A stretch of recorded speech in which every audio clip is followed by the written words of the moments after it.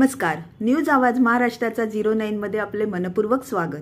काही दिवसापूर्वीच पुण्यात कारच्या धडकेत 2 तरुणांचा जागीच मृत्यू झाल्याची घटना घडली असतानाच कोल्हापुरात सायबर चौकात एक भीषण अपघात झाल्याची घटना समोर आली आहे. कोल्हापुरातील सायबर चौकात भीषण अपघात. भरधाव कारच्या धडकेत 3 ठार, 4 जण जखमी.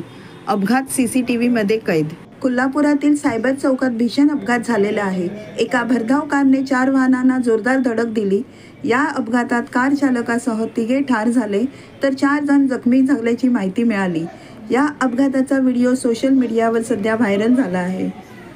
अपघाताची माहिती मिळताच पोलिसांनी घटनास्थळी धाव घेत तपास सुरू केला. व्हिडिओमध्ये दिसून येते की चौकामधून रस्ता ओलांडत असताना भरधाव कारने 4 दुचाकींना जोरदार धडक दिली. अपघात इतका भीषण होता की दुचाकीवर असलेले दूरवर फेकले गेले. जखमी झालेल्यांना तत्काळ रुग्णालयामध्ये दाखल करण्यात आले.